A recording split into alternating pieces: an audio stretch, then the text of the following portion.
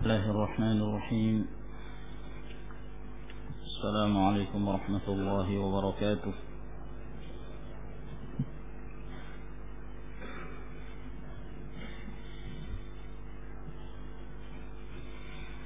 إن الحمد لله نحمده ونستعينه ونستغفره ونعوذ بالله من شرور أنفسنا ومن سيئات أعمالنا. من يهده الله فلا مضل له ومن يضلل فلا هادي له. وأشهد أن لا إله إلا الله وحده لا شريك له، وأشهد أن محمدا عبده ورسوله. يا أيها الذين آمنوا اتقوا الله حق تقاته ولا تموتن إلا وأنتم مسلمون.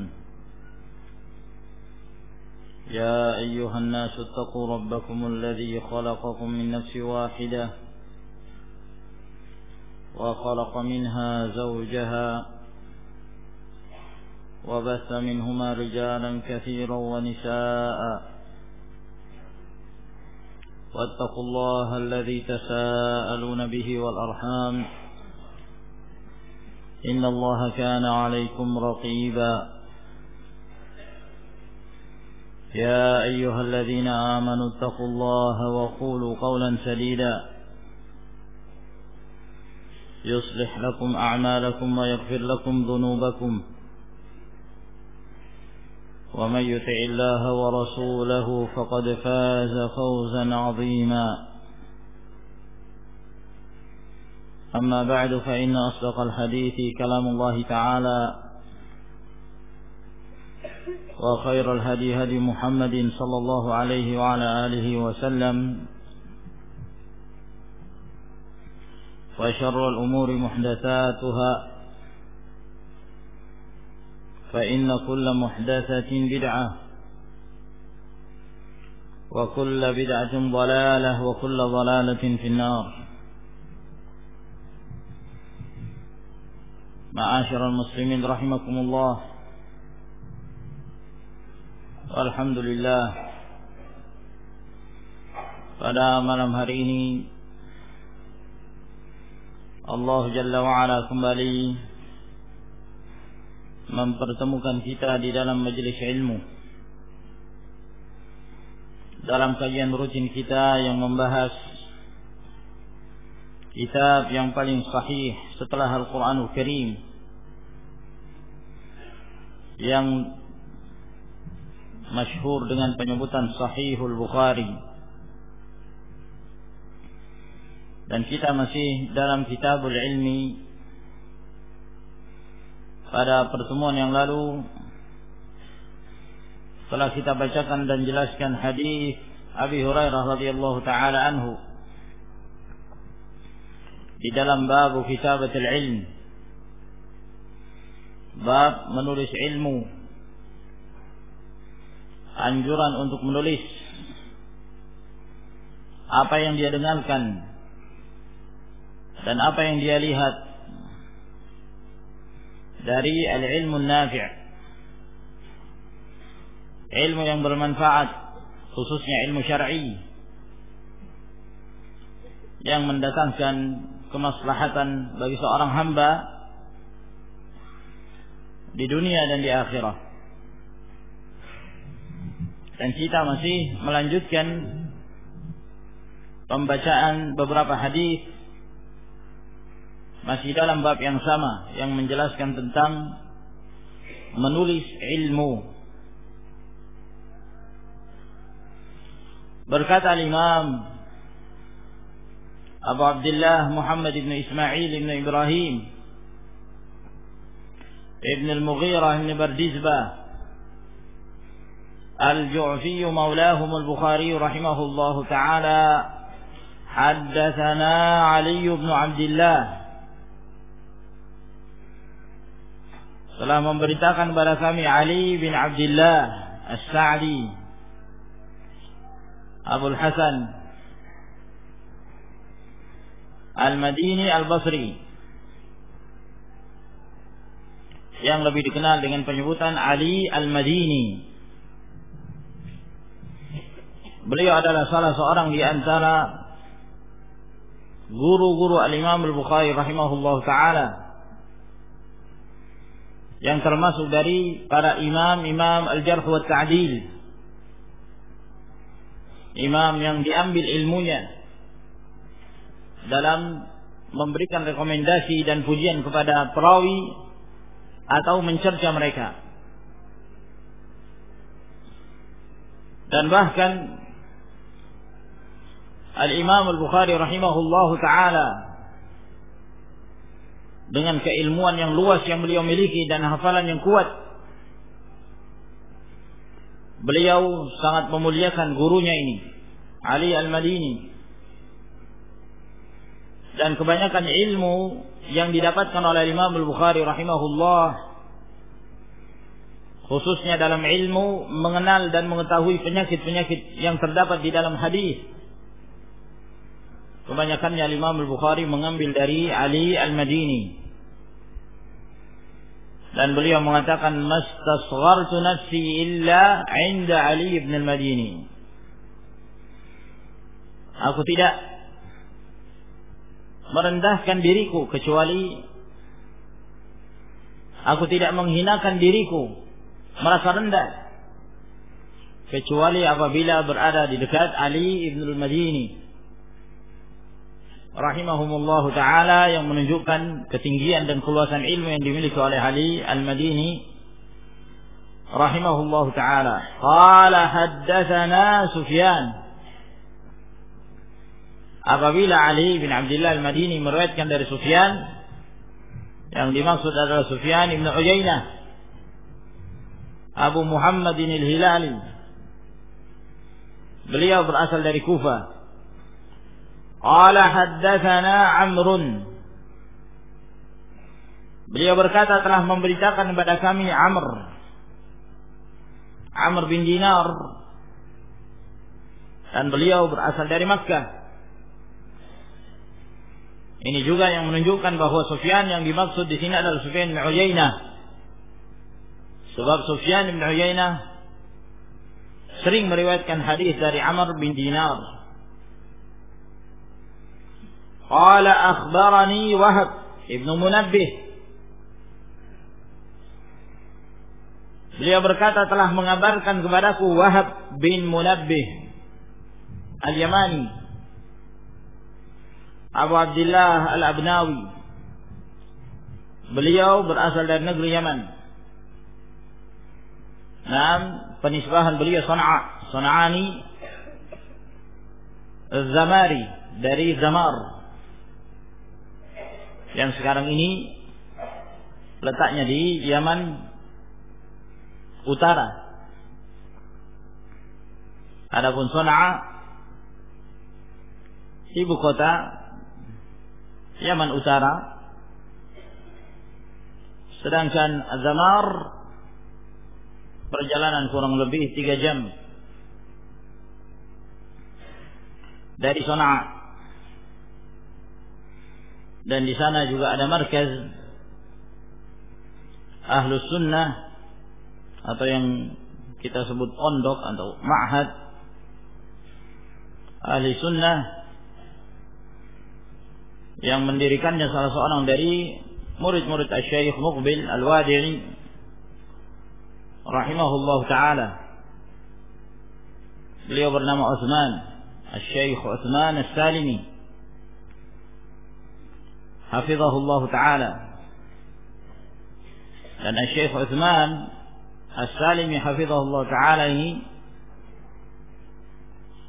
dikenal dengan kemiripan wajah beliau dengan Asy-Syaikh Muqbil hafizahullah, sehingga barang siapa yang ingin melihat mudanya Syekh Muqbil, melihat kepada beliau.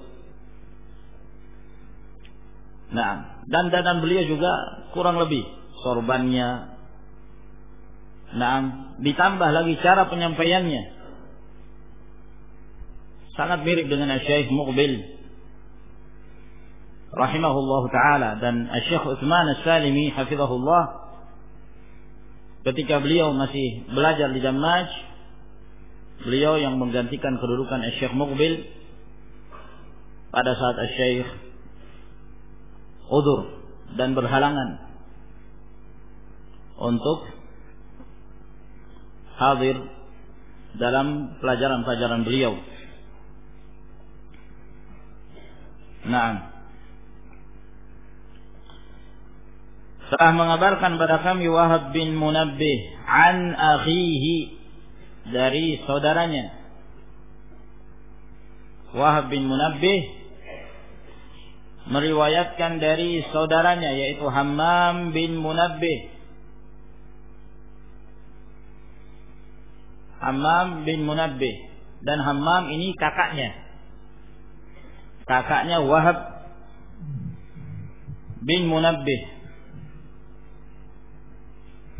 Akan tetapi adiknya Wahab itu lebih dahulu meninggal dari kakaknya. Walhasil dalam sanad ini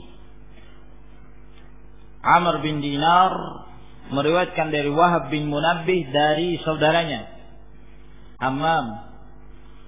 Ketiga-tiganya mereka dari kalangan tabi'in. Mereka satu generasi. Mereka hidup sezaman, dari kalangan tabi'in. Qala sami'tu Abu Hurairah radhiyallahu ta'ala anhu yaqulu. Beliau berkata, aku telah mendengarkan Abu Hurairah radhiyallahu ta'ala anhu berkata, ma min ashabin Nabi sallallahu alaihi wa ala alihi wasallam ahadun aktsara haditsan anhu minni. Tidak ada seorang pun dari para sahabat Nabi sallallahu alaihi wa ala alihi wasallam yang paling banyak hadisnya dalam meriwayatkan dari Nabi sallallahu alaihi wa ala alihi wasallam dari aku. Dari Abu Hurairah berbangga karena beliau sangat banyak dalam meriwayatkan hadis dari Nabi sallallahu alaihi wa ala alihi wasallam. Dan beliau berbangga karena tidak seorang pun dari kalangan para sahabat yang lebih banyak meriwayatkan hadis dari Rasulullah sallallahu alaihi wa ala alihi wasallam dari beliau, Abu Hurairah. Dan kenyataannya demikian, di mana kita mengetahui Abu Hurairah radhiyallahu taala anhu adalah sahabat yang paling banyak meriwayatkan hadis dari Nabi sallallahu alaihi wa ala alihi wasallam. Yang sampai kepada kita demikian pula, semakin menegaskan banyaknya riwayat hadis yang diriwayatkan oleh Abu Hurairah radhiyallahu taala anhu, dalam keadaan beliau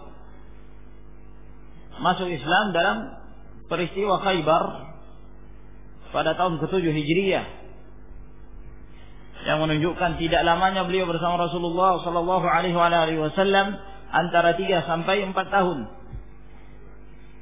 beliau bersama Rasulullah alaihi salatu wassalam. Akan tetapi kesungguhan beliau dan fokusnya beliau dalam menuntut ilmu, demikian pula berkat dari doa Rasulullah sallallahu alaihi wasallam kepada beliau, sehingga Allah Jalla wa ala memberikan kekuatan hafalan Abu Hurairah radhiyallahu taala anhu. Dan hadis-hadis yang berkenan tentang itu akan disebutkan insyaallah taala. Maka Abu Hurairah radhiyallahu taala anhu mengatakan, tidak seorang pun dari para sahabat Nabi sallallahu alaihi wasallam yang paling banyak dalam meriwayatkan hadis dari Nabi daripada aku, illa ma kana min Abdullah bin Amr, kecuali apa yang datang dari Abdullah bin Amr. Abdullah bin Amr bin al-As radhiyallahu taala anhuma. Kata Abu Hurairah, kecuali Abdullah bin Amr bin al-As. Maka di sini pengecualian yang menunjukkan bahwa Abdullah bin Amr bin al-As lebih banyak dalam meriwayatkan hadis daripada beliau, dari Abu Hurairah radhiyallahu taala anhu. Dan Abu Hurairah radhiyallahu taala anhu menyebutkan illatnya, mengapa, apa sebabnya? Kata Abu Hurairah, fa innahu kana yaktubu wa la aktub. Sebab dia, Abdullah bin Amr, menulis, sedangkan aku tidak menulis. Taba'ahu Ma'mar an Hammam an Abi Hurairah. Dan Ma'mar ibn Rashid itu menguatkan riwayatnya Wahab bin Munabbih dari Hammam dari Abu Hurairah radhiyallahu taala anhu. Di dalam hadis ini Al-Imam Al-Bukhari rahimahullah taala menyebutkan ucapan Abu Hurairah yang menjelaskan tentang keadaan beliau yang banyak meriwayatkan hadis-hadis Rasulullah sallallahu alaihi wa ala alihi wasallam. Beliau berbangga ketika beliau memiliki banyak riwayat, memiliki banyak hadis. Sebab itu adalah kemuliaan.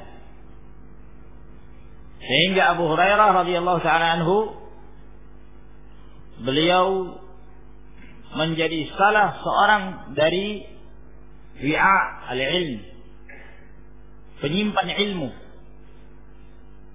yang datang dari warisan Nabi sallallahu alaihi wa ala alihi wasallam, yang sangat dibutuhkan oleh umat ini dalam berbagai perkara agama, dalam tauhid, dalam aqidah, dalam akhlak, dalam fikih, ibadat, muamalat. Abu Hurairah radhiyallahu taala anhu meriwayatkan sekian banyak hadis, dan beliau adalah sahabat yang paling banyak dalam meriwayatkan hadis dari Nabi sallallahu alaihi wa alihi wasallam. 7 sahabat yang sering kita sebutkan, di antara para sahabat yang paling sering meriwayatkan hadis, yang paling banyak meriwayatkan hadis dari Nabi sallallahu alaihi wa alihi wasallam, yang riwayat mereka di atas angka 1000 riwayat, 1000 hadis, yang disebutkan oleh Suyuti rahimahullah di dalam Alfiyahnya, al-mukthiruna fi riwayat al-athar Abu Hurairah yalihi Ibn Umar wa Anas wal Habr kal Khudri wa Jabir wa zaujatun Nabi. Para sahabat yang banyak meriwayatkan hadis: Abu Hurairah, Abdullah bin Umar, Anas bin Malik, Abdullah bin Abbas, Abu Sa'id al-Khudri, Jabir bin Abdullah, dan zaujatun Nabi Aisyah radhiyallahu taala anha. Dan Abu Hurairah termasuk di antara mereka. Maka di antara faedah dari hadis ini, di mana seseorang dalam memelihara ilmu dengan 2 cara, dan ini telah kita sebutkan faedah ini pada pertemuan yang lalu. Dalam memelihara ilmu bisa dilakukan dengan menghafal, dan bisa pula dilakukan dengan cara menulis. Maka dengan menghafal inilah yang dilakukan oleh Abu Hurairah radhiyallahu taala anhu. Beliau sangat mengandalkan hafalannya, dan Rasulullah sallallahu alaihi wasallam telah mendoakan kebaikan pada beliau sehingga beliau sangat kuat dan tidak melupakan hadis-hadis yang telah beliau riwayatkan. Atau dengan cara menulis. Dan itulah yang dilakukan oleh Abdullah bin Amr ibn al-As radhiyallahu taala anhuma, di mana beliau sering menulis apa yang beliau dengarkan dari Rasulullah sallallahu alaihi wasallam. Sehingga suatu ketika disebutkan dalam riwayat At-Tirmidzi, ada seorang Yahudi yang mempersoalkan itu kepada Abdullah bin Amr. Apakah engkau menulis semua yang engkau dengarkan, apa yang diucapkan oleh Rasulullah sallallahu alaihi wasallam, wa huwa yatakallam fil ghadabi war ridha? Padahal beliau, maksudnya Rasulullah alaihi wasallam, kadang berbicara di saat marah, kadang berbicara di saat ridha. Dalam artian, kenapa engkau menulis semua? Ya, dia menyangka bahwa Rasulullah sallallahu alaihi wasallam sama seperti manusia yang lainnya, yang kalau marah kadang-kadang di luar kontrol. Kalau marah kadang-kadang tidak mengetahui apa yang keluar dari kepalanya. Nah, maka permasalahan ini pun disampaikan kepada Rasulullah sallallahu alaihi wasallam, dan Rasulullah alaihi wasallam sambil beliau mengisyaratkan ke mulutnya, dan beliau mengatakan, uktub fa innahu la yakhruju minhu illa haqq. Tulislah, karena tidak ada yang keluar darinya melainkan itu adalah kebenaran, wahyu dari Allah subhanahu wa ta'ala. Maka dengan dua cara ini, ma'asyiral muslimin rahimakumullah, seseorang memelihara ilmu. Dan alangkah baiknya apabila Allah subhanahu wa ta'ala memberikan kekuatan hafalan kepada seorang hamba, dan di samping itu pula dia diberikan kemampuan untuk menulis. Lalu dia menggabungkan kedua-duanya. Ini adalah kebaikan, dan ini yang terbaik, semakin menguatkan hujjahnya. Ketika dia menghafal, maka dia juga menulis, sehingga hafalan yang kadang-kadang berkhianat terhadap pemiliknya, maka bisa dikuatkan dan bisa diingatkan kembali dengan apa yang telah dia tulis. Oleh karena itu ada beberapa riwayat datang dari hadis Anas bin Malik, hadis Ibnu Abbas, dan disahihkan oleh Al-Albani rahimahullahu taala, bahwa Nabi sallallahu alaihi wasallam mengatakan, qayyidil ilma bil kitab. Ikatlah ilmu itu dengan menulis. Ikatlah ilmu dengan menulis. Salah seorang penyair, beliau berkata menjelaskan tentang keutamaan menulis, apa yang dia ketahui dari ilmu. Penyair ini mengatakan, al-ilmu saydun wal kitabatu qayduhu. Qayyid suyudaka bil hibalil wathiqah. فمن الحماقة أن تصيد غزالة وتتركها بين الخلائق طالقة. Penyair ini mengatakan, al-ilmu saydun. Ilmu itu adalah buruan. Ya.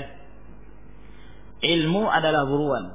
Seorang yang hendak berburu butuh persiapan. Ya kan? Kalau dia telah menangkap buruannya, ya, dalam keadaan hidup, tentu dia akan berusaha untuk menahannya dengan cara mengikatnya atau yang semisalnya. Al-ilmu saydun. Ilmu itu adalah buruan. Wal kitabatu qayduhu. Menulis adalah ikatannya. Maka seorang yang hendak mencari buruannya dan memelihara dan menangkap buruannya agar buruan itu tidak lepas, maka hendaklah dia mengikatnya. Gimana cara mengikatnya? Yaitu dengan menulis ilmu tersebut. Qayyid suyudaka bil hibalil wathiqah. Ikatlah buruan-buruanmu itu dengan tali-tali yang kokoh. Ya. Di mana tali-tali yang kokoh dalam menuntut ilmu? Yaitu menulis.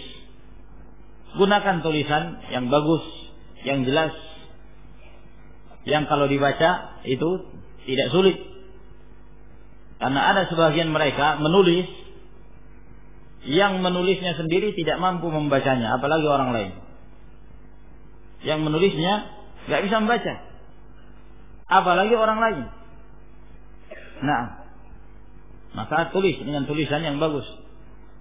Ya, itu yang dimaksud bil hibal al wathiqah, dengan tali yang kuat. Demikian pula dalam hal penggunaan tinta. Sebab kalau tintanya kualitasnya rendah, kena air sedikit, maka alangkah cepatnya ya hilang tulisan tersebut, disebabkan karena rusaknya tinta. Demikian pula kertasnya, buku yang kita gunakan untuk kita tulis senantiasa terjaga, terpelihara, ya, tidak mudah dimakan rayap atau yang semisalnya, disimpan di tempat yang aman. Maka ini semua termasuk di antara tali-tali yang kokoh untuk memelihara ilmu, memelihara buruan.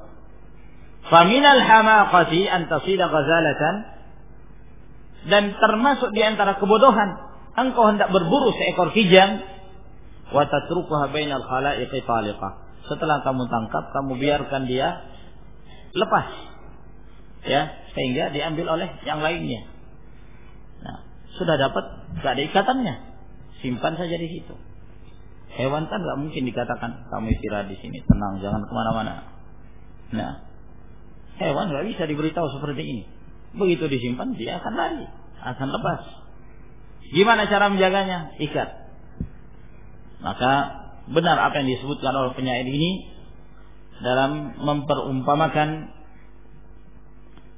ilmu itu seperti buruan, yang mana seorang muslim, seorang talibul ilm hendaknya berusaha untuk mengambil faedah-faedah yang dia dengarkan dalam majelis-majelis ilmiah, lalu kemudian dia berusaha untuk memeliharanya dengan menulisnya. Maka kita kembali kepada hadis Abi Hurairah radhiyallahu taala anhu, di mana beliau menjelaskan bahwa beliau yang paling banyak hadisnya. Apakah yang paling banyak hadis menunjukkan paling banyak ilmu? Belum tentu. Ma'asyiral muslimin rahimakumullah. Tentunya Abu Bakar As-Siddiq radhiyallahu taala anhu, beliau adalah sahabat yang paling banyak ilmunya dan paling paham terhadap agama. Nah, dan itu diakui oleh para sahabat ridwanullahi alaihim ajma'in. Sebab ilmu itu adalah pemahaman. Ya, ilmu itu adalah al-fahm. Semakin seorang itu mampu memahami nafs, dan semakin mampu seorang itu mengambil faedah-faedah yang terdapat di dalam nafs kitabullah dan sunnah Rasul sallallahu alaihi wasallam, maka menunjukkan dia semakin tinggi tingkatan ilmunya. Jadi ilmu bukanlah sekedar banyak riwayat, namun dilihat komitmennya, istiqamahnya, dan dilihat pemahamannya. Dan Abu Bakar As-Siddiq radhiyallahu ta'ala anhu memiliki kelebihan dalam pemahaman beliau, kebersamaan beliau dengan Nabi sallallahu alaihi wasallam dari semenjak awal-awal Islam benar-benar memberikan pengaruh pada diri Abu Bakar As-Siddiq radhiyallahu ta'ala anhu, sehingga beliau mampu untuk menjangkau perkara-perkara yang mungkin tidak mampu para sahabat yang lainnya untuk memahaminya dan menjangkaunya. Dan Abu Bakar As-Siddiq radhiyallahu ta'ala anhu mampu. Nah, jadi banyak riwayat belum tentu menunjukkan banyaknya ilmu. Nah, dilihat dari pemahaman, dilihat juga dari tingkatan khasyah. Al-ilmu khasyatullah tabaraka wa ta'ala. ilmu itu adalah rasa takut seorang kepada Allah Subhanahu wa ta'ala. Namun di dalam hadis ini Abu Hurairah radhiyallahu ta'ala mengatakan bahwa tidak seorang pun yang paling banyak dalam meriwayatkan hadis dari Nabi sallallahu alaihi wasallam dariku kecuali Abdullah bin Amr bin al-As. Yang menjadi permasalahan ketika kita menyebutkan 7 sahabat yang banyak meriwayatkan hadis. Kita ulangi lagi siapa? Abu Hurairah, Abdullah bin Umar, Anas bin Malik, Abdullah bin Abbas, Abu Sa'id al-Khudri. Kemudian Jabir bin Abdullah dan Aisyah. Mana Abdullah bin Amr bin al-As? Padahal dalam riwayat ini beliau mengatakan tidak ada yang mengalahkan hadisku kecuali Abdullah bin Amr bin al-As. Namun dalam 7 riwayat, dalam 7 sahabat yang banyak meriwayatkan hadis, nama Abdullah bin Amr bin al-As tidak tercantum di sana. Yang menunjukkan bahwa hadis Abdullah bin Amr bin al-As tidak sebanyak yang diriwayatkan oleh 7 sahabat ini. Ridwanullahi alaihim ajma'in. Maka para ulama menyebutkan beberapa alasan mengapa yang sampai kepada kita riwayatnya Abu Hurairah lebih banyak daripada hadis-hadisnya Abdullah bin Amr bin al-As. Alasan yang pertama, karena Abdullah bin Amr bin al-As sibuk beribadah. Beliau menyebutkan diri dalam beribadah. Lebih sibuk dengan ibadahnya daripada mengajarnya. Sehingga sedikit riwayat. Abdullah bin Amr bin al-As ini, ma'asyiral muslimin rahimakumullah, ahli ibadah dari zaman Rasul sallallahu alaihi wasallam. Qiyamul lailnya, puasanya, beliaulah yang kemudian diadukan kepada Rasulullah sallallahu alaihi wasallam. Ayahnya sendiri yang mengadukan kepada Rasulullah bahwa Abdullah bin Amr bin al-As ini ingin berpuasa sepanjang masa, puasa dahar. Nah, tidak ingin berbuka 1 hari pun, walaupun hari Id, hari raya, pengennya puasa tiap hari. Nah, dipanggil oleh Nabi sallallahu alaihi wasallam, sampai kepada aku berita bahwa kamu begini-begini. Apakah betul? Kata Abdullah bin Amr, betul ya Rasulullah. Kata Rasul, jangan kamu melakukan. Cukup kamu berpuasa 3 hari dalam sebulan. Kata Abdullah bin Amr, ya Rasulullah, saya sanggup lebih dari itu.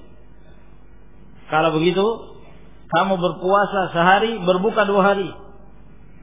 Ya Rasulullah, saya sanggup lebih dari itu. Kalau begitu, kamu berpuasa sehari, berbuka sehari. Puasa sehari, berbuka sehari.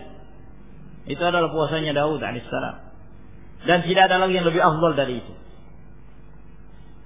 Nah, lagi-lagi Abdullah bin Amr mengatakan, saya mampu lebih dari itu ya Rasulullah. Nah, meninggalnya Rasulullah sallallahu alaihi wasallam, beliau tetap berpuasa. Nah, setiap hari. Ya, karena beliau memandang bahwa Rasulullah sallallahu alaihi wasallam menasihati beliau. Rasulullah alaihi wasallam menasihati beliau bukan dalam hal mewajibkan untuk melakukan hal itu, tapi hanya irsyad, bimbingan dari Nabi alaihi wasallam. Sehingga Abdullah bin Amr melihat bahwa dia mampu melakukan lebih dari itu, maka dia tetap berpuasa setiap hari kecuali hari Id. Nah, sehingga beliau menyibukkan diri dalam ibadah, dan sedikit beliau membuat majelis untuk menyampaikan hadis-hadis beliau kepada murid-muridnya. Berbeda dengan Abu Hurairah radhiyallahu ta'ala anhu. Beliau sering mengajar dan sering menyampaikan hadis-hadisnya kepada murid-muridnya dari kalangan tabi'in rahimahumullahu ajma'in. Ini sebab yang pertama yang disebutkan. Atau sebab yang kedua, bahwa Abdullah bin Amr bin al-As itu sering berpindah-pindah. Nah, dan kebanyakan beliau dalam menaklukkan berbagai negeri pada masa itu bukan di tempat yang di sana banyak para thalabatul ilm, para penuntut ilmu. Beliau lebih banyak di Mesir, kemudian di daerah Taif. Nah, sementara para penuntut ilmu itu masih jarang yang belajar di daerah tersebut. Berbeda dengan Madinah. Al-Madinah, An-Nabawiyah, banyak para thalabatul ilm, para penuntut ilmu. Dan mereka lebih semangat untuk mengambil hadis-hadis dari Abu Hurairah radhiyallahu taala anhu dan dari yang lainnya. Nah, maka Abu Hurairah yang membuka majelis fatwa, membuka majelis tahdits, memberitakan hadis-hadis kepada kaum muslimin yang hidup pada masa itu. Sebab yang ketiga, barokah doanya Rasulullah sallallahu alaihi wasallam pada Abu Hurairah. Dan akan kita sebutkan nanti riwayat yang menunjukkan hal tersebut. Dan sebab yang keempat, karena Abdullah bin Amr bin al-As ketika menaklukkan beberapa negeri kafir, ditaklukkan oleh kaum muslimin, Abdullah bin Amr bin al-As banyak menemukan lembaran-lembaran riwayat dari ahlul kitab, ya, buku-buku peninggalan ahlul kitab, sehingga beliau banyak, dan kadang-kadang beliau pun meriwayatkan dari riwayat ahlul kitab, atau yang kita kenal dengan istilah al-Israiliyat, riwayat-riwayat tentang umat-umat terdahulu yang tidak melalui jalurnya Rasulullah sallallahu alaihi wa ala alihi wasallam. Maka Abdullah bin Amr bin al-As kadang-kadang memberitakan, sehingga ini juga yang menyebabkan kurang tersebarnya apa yang beliau miliki dari hadis-hadis Rasulullah sallallahu alaihi wa ala wasallam. Kemudian permasalahan yang berikutnya, apakah ketika kita mengetahui Abdullah bin Amr bin al-As, ya, ternyata kurang riwayat yang sampai kepada kita, disebabkan karena faktor-faktor yang telah kita sebutkan. Berarti kan ada hadis-hadis yang tidak sampai kepada kita, yang itu adalah hadis-hadis yang ditulis oleh Abdullah bin Amr bin al-As radhiyallahu anhu. Apakah ini menunjukkan bahwa boleh jadi, mungkin ada yang mengatakan boleh jadi, ya, ada sesuatu yang tidak sampai kepada umat ini dan ilmunya hilang di masa yang lalu, ya, karena mereka yang menganggap baik sekian perbuatan bid'ah itu kadang-kadang menjadikan ini sebagai syubhat, ya, seperti perayaan Maulid Nabi, perayaan Al-Isra wal Mi'raj. Nah, perayaan Maulid memang tidak ada dalilnya, kata mereka. Tapi boleh jadi ada, cuman tidak sampai kepada kita. Mungkin saja ada. Lah buktinya Abdullah bin Amr bin al-As hadisnya tidak semua sampai kepada kita. Nah, jangan-jangan ada, cuman tidak tersampaikan. Akhirnya mengada-ada. Ya. Jangan-jangan ada, akhirnya mengada-ada. Mau. Tidak sampainya hadis-hadis Abdullah bin Amr bin al-As itu tidak menunjukkan bahwa hadis itu dan ilmu itu ada yang terlalaikan. Tidak. Kenapa? Karena Allah Subhanahu wa taala telah menjaga agama ini. Allah Subhanahu wa taala telah memelihara kesempurnaan agama ini. Dalam firman-Nya, "Inna nahnu nazzalna dzikra wa inna lahu lahafizun." Kamilah yang menurunkan Al-Quran dan kami yang menjaganya, memeliharanya.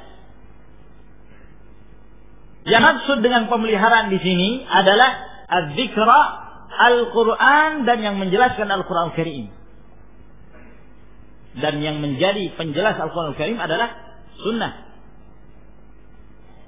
Nah, dan bukan yang dimaksud bahwa penjagaan itu hanya Al-Quran saja yang terjaga, yang terpelihara, sementara sunnah tidak. Ini tidak benar. Mustahil Allah Subhanahu wa taala memelihara Al-Quran lalu Allah tidak memelihara yang menjelaskan, yang merinci Al-Quran Karim. Yaitu apa yang datang dari Rasulullah sallallahu alaihi wasallam. Oleh karena itu Rasulullah alaihi wasallam mengatakan, "Ala inni utitul kitaba wa mithlahu ma'ah." Ketahuilah, sesungguhnya aku diberikan Alkitab, Al-Quran, dan yang semisalnya bersamanya. Yang semisalnya bersamanya. Dan Rasulullah sallallahu alaihi wasallam mengatakan, "Taraktu fikum amrayn ma in i'tasamtum bihima lan tadhillu abadan kitab Allah wa sunnati." Telah aku tinggalkan untuk kalian dua perkara. Selama kalian berpegang teguh dengan keduanya, kalian tidak akan tersesat selama-lamanya. Kitabullah dan sunnahku. Hadis riwayat Al-Hakim dari Abu Hurairah radhiyallahu ta'ala. Kitabullah dan sunnahku. Bagaimana mungkin Rasulullah sallallahu alaihi wasallam menyampaikan hal ini kepada umatnya, bahwa selama mereka berpegang kepada Al-Quran dan Sunnah maka mereka tidak akan tersesat, lalu kita mengatakan Sunnah itu ada yang kurang, ada yang hilang, ada yang tidak sampai kepada kita. Ini mustahil. Oleh karena itu, ma'asyiral muslimin rahimakumullah, Allah Subhanahu wa taala memelihara Al-Quran, dan Allah Jalla wa ala juga menjaga keutuhan sunnah Rasulullah sallallahu alaihi wasallam. Sehingga walaupun tidak diriwayatkan oleh Abdullah bin Amr bin Al-As dari hadis-hadis beliau, itu tidak menunjukkan tidak sampainya kepada umat ini. Sampai kepada umat ini melalui para sahabat yang lain. Karena perawi-perawi kan banyak. Para sahabat banyak meriwayatkan hadis. Nah, kadang-kadang Abu Bakar tidak menyampaikan hadis, satu hadis yang disampaikan oleh para sahabat yang lainnya. Sehingga ilmu itu saling menguatkan antara satu dengan yang lainnya, sehingga terkumpullah hadis-hadis Nabi sallallahu alaihi wasallam dan senantiasa terjaga dan terpelihara bagi umat ini. Sehingga umat ini tinggal mempelajarinya dan mendalaminya. Maka ini ma'asyiral ikhwah rahimakumullah yang kita jelaskan dari hadis Abi Hurairah radhiyallahu taala anhu. Kemudian hadis yang berikutnya, haddatsana Yahya bin Sulaiman. Telah memberitakan kepada kami Yahya bin Sulaiman Abu Sa'id. Beliau berasal dari Kufah, Al-Minqari. Qala haddatsani Ibnu Wahb. Beliau berkata telah memberitakan padaku Ibnu Wahab, Abdullah bin Wahab Al-Qurashi Al-Misri, yang digelari Diwanul Ilm. Qala akhbarani Yunus bin Yazid Al-Aili, Abu Yazid. Dan Yunus bin Yazid ini termasuk perawi yang paling terpercaya dalam meriwayatkan hadis dari Az-Zuhri. An Ibn Shihab, dari Ibn Shihab, Muhammad bin Muslim bin Ubaidillah bin Abdullah Az-Zuhri rahimahullah. An Ubaidillah bin Abdullah, dari Ubaidullah bin dari Ubaidullah bin Abdullah bin Utbah bin Mas'ud radhiyallahu ta'ala anhu, an Ibn Abbas, Abdullah bin Abbas Abul Abbas. Hadis ini masih panjang penjelasannya, sehingga kita tunda insyaallah di pertemuan yang berikutnya. Allah ta'ala alam bissawab. Ila huna. wa akhiru da'wana alhamdulillahi rabbil alamin. Assalamualaikum warahmatullahi wabarakatuh.